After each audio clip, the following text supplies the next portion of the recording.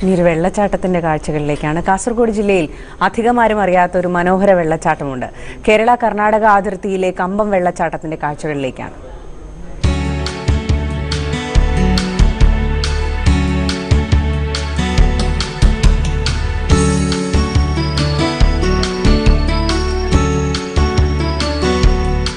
കാസർഗോഡ് ജില്ലയിലെ അതിർത്തി ഗ്രാമമാണ് ധർമ്മത്തടുക്ക.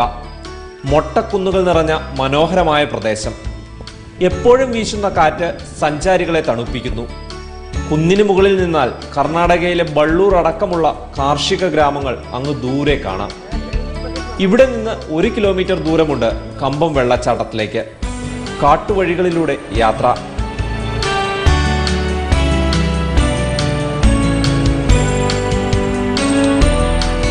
1/2 കിലോമീറ്റർ പിന്നിടുമ്പോഴേ വെള്ളച്ചാട്ടത്തിന്റെ ഇരമ്പം കേൾക്കാം.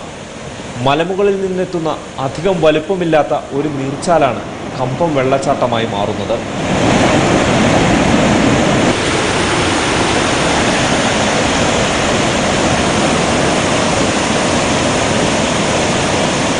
തട്ടുതട്ടായുള്ള പാറക്കെട്ടിലൂടെയാണ് വെള്ളം താഴേക്ക് പതിക്കുന്നത്. തിമിർത്തു പെയ്ത മഴ ഒഴുക്കിന് കൂടുതൽ ശക്തി നൽകി.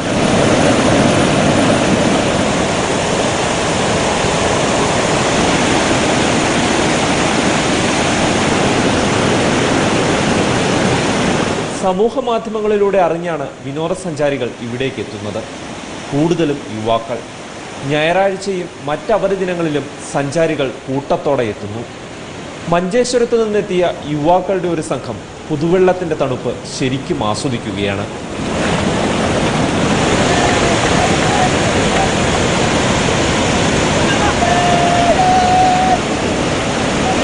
നമ്മുടെ നാട്ടിൽ ഇത് ഇപ്പോൾ ആദ്യമായിട്ടാണ് കാണുന്നത്.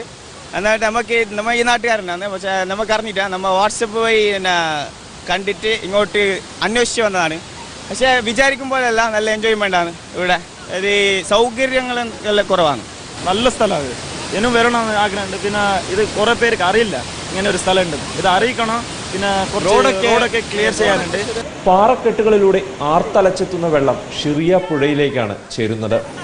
ഇവിടെ എത്തുന്ന സഞ്ചാരികൾക്ക് അടിസ്ഥാന സൗകര്യങ്ങളൊന്നുമില്ല. ടൂറിസം വകുപ്പ് ഈ മേഖലയിലേക്ക് തിരിഞ്ഞു നോക്കിയിട്ടില്ല എന്ന് വ്യക്തം.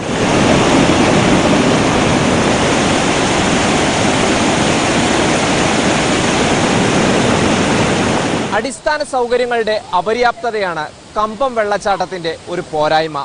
കൃത്യമായ ആസൂത്രണത്തോടെ വികസന പ്രവർത്തനങ്ങൾ നടപ്പാക്കിയാൽ കാസർഗോഡ് ജില്ലയിൽ മഴക്കാല ടൂറിസത്തിന് ഏറ്റവും അനുയോജ്യമായ പ്രദേശമായി ഈ വെള്ളച്ചാട്ടം മാറും.